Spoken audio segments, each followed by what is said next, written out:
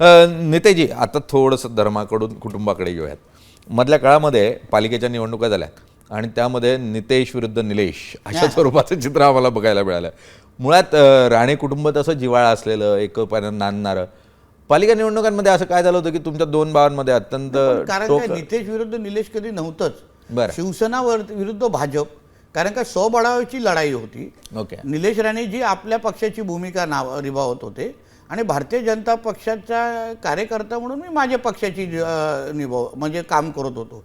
आता ज्यांना आमच्या दोन्ही भावांमध्ये वाद दाखवून किंवा संघर्ष दाखवून आपल्या आपल्या पोळ्या भाजायच्या होत्या ते करत होते, पण आमच्यामध्ये अशा कुठल्याच पद्धतीचा विषय नव्हता. आता निलेशजींनी शिवसेनेमध्ये राहून अगर भाजपची संलग्न किंवा असे काही विषय केले असते तरी आरोप झाला असता. भाजपमध्ये राहून मी आणि राणे साहेबांनी अगर शिवसेनेच्या बाजू घेतली असता आणि भारतीय जनता पक्षाच्या कार्यकर्त्यावर अन्याय केला असता तरी आरोप झाला असता. म्हणून जसं राणे साहेब नेहमी म्हणतात, आम्ही ज्या पक्षात असतो ते 100% असतो.